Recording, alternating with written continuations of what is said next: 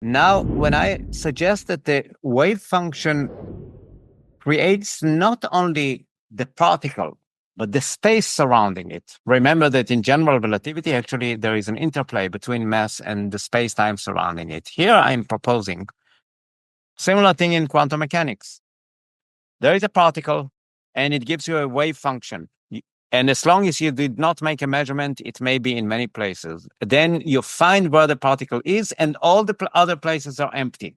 I suggest that the collapse of the wave function, or whatever it is, gives rise not only to the particle, but to all the space where it could have been there. So the empty space is also a product of the wave function.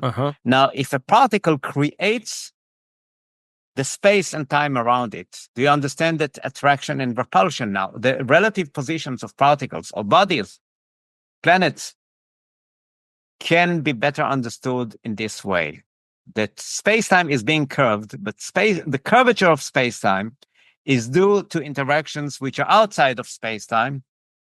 They are first quantum mechanical, and then when there is kind of measurement or collapse, and then there is becoming, then you have the body, whether it's a charge or mass, and it has a new relative position to the other body, to the other charge or mass, because they have created the space-time around them.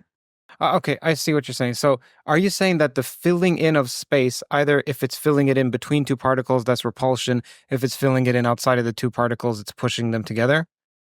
Yes. Okay. The trouble with that would be that if you were to see two particles being repelled, shouldn't you see every other particle that was between them also being repelled? Why should I? Because space would be growing between them, or you could also see them attracting? No, yeah, good question. I mean, in vacuum, there is no problem. I would argue there have been Right. photons exchanged between them and they created. Now you may ask me if I do it in the laboratory. Good question, Curt. Thank you. You know, that may show that my whole model is wrong, but let me think about it. I'm doing it here in my room. So I have a charge, electron here, and they repel one another. But there has been error here too. And there are tables and this cat, and so it's not in vacuum. No.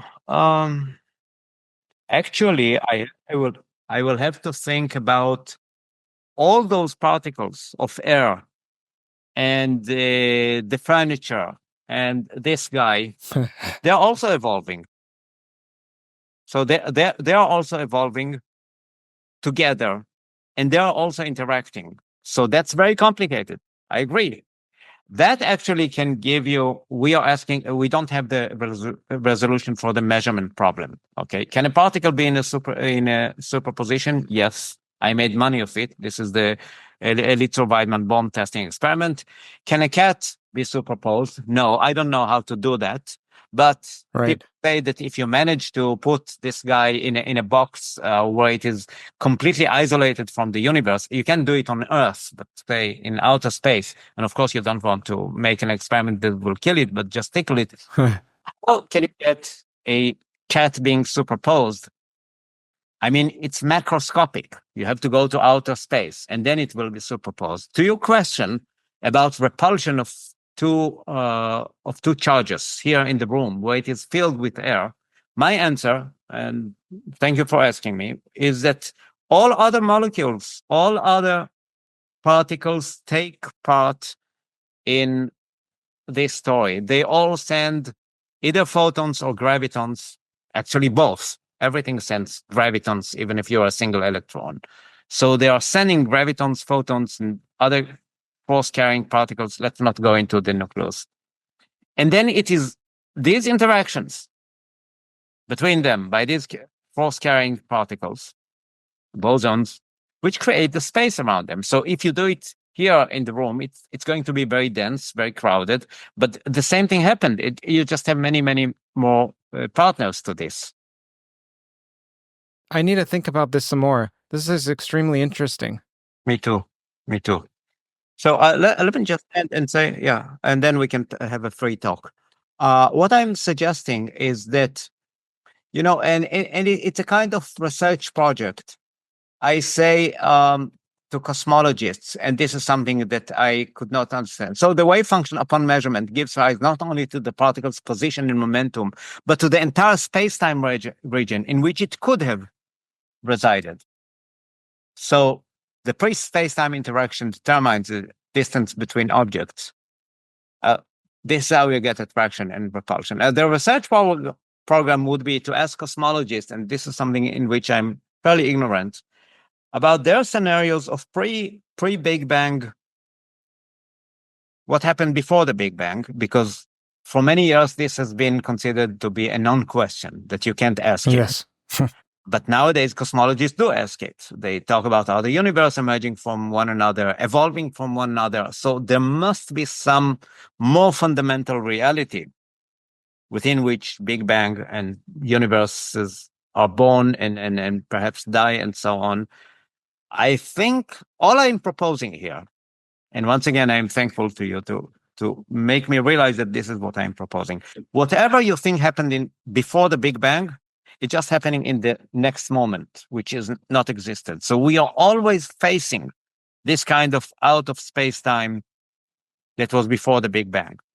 And then there are interactions, quantum mechanical and so on, between force-carrying particles, and there is a new layer of now.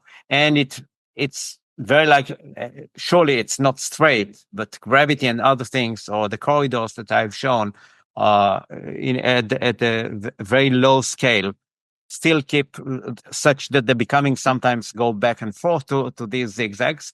But very likely, when you want to understand what gravity is doing there, we know that clocks tick more slowly in gravitational, where gravity is high.